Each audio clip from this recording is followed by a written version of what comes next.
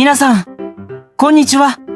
今日は、に、もの使い方について学びましょう。日本語の勉強を楽しんでくださいね。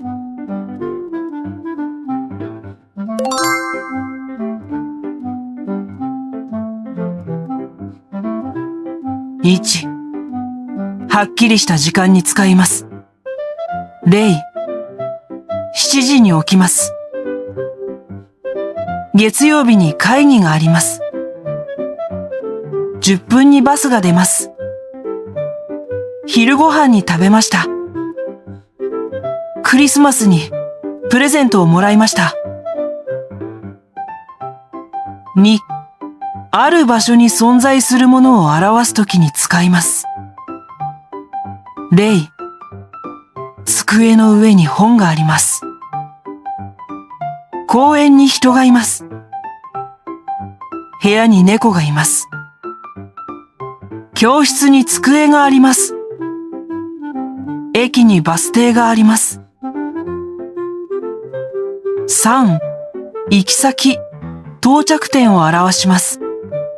行く、来る、帰るなどの動詞で使います。例、日本に行きます。家に帰ります。学校に来ました。公園に行きましょう。空港に着きました。4、人に何かをするときに使います。例、先生に聞きます。友達にプレゼントをあげます。子供に本を読みます。お客さんに案内します。彼に手紙を書きます。5、何かをするために、ある場所へ移動します。この動詞と一緒に使うことが多いです。行く、来る、帰る、出かける、訪ねる、向かう、戻る、登る、降りる、通う。例、勉強しに行きます。買い物しに来ました。遊びに来た。公園へ散歩しに行きます。写真を撮りに出かけます。6、変化、結果を表します。例、医者になります。綺麗になりました。大人になりました。元気になった。強くになりたい。7、どのくらいの回数かを言います。例、週に3回運動します。月に1回会います。年に2回旅行します。1日に5回手を洗います。日曜日に友達と遊びます。8、受け身分で動作を行った人を表します。受け身分では、動作を受ける人に対して、動作を行った人を表します。例、先生に叱られました。母に注意されました。友達に助けられました。上司に褒められました。子供に手伝ってもらいました。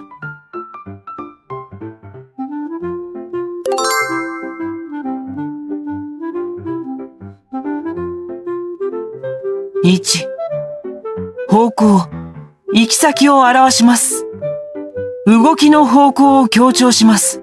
目的地の正確さはあまり強調しません。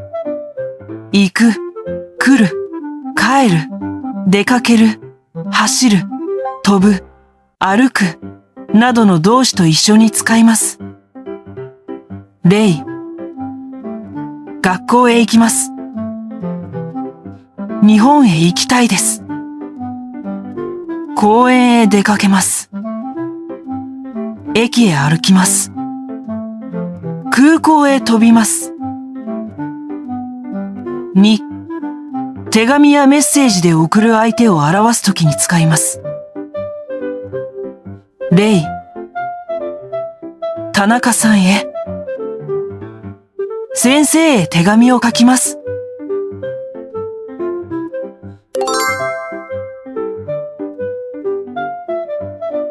1、同じ意味や同じ状態を言うときに使います。例、私も学生です。日本も綺麗です。猫も好きです。兄も医者です。ケーキも食べます。2、数が多いときやゼロのときに使います。例、何もありません。100円もします。10人も来ました。本もたくさんあります。水もありません。3、両方や全部を言うときに使います。例、父も母も先生です。猫も犬も好きです。東京も大阪も行きました。英語も日本語も話せます。映画も音楽も好きです。4、何かを追加するときに使います。例、コーヒーも飲みます。パンも食べます。本も読みます。映画も見ます。音楽も聴きます。5、全くないという意味です。ねい。誰も来ません。どこも行きません。何も食べません。どの店も開いていません。何人も知りません。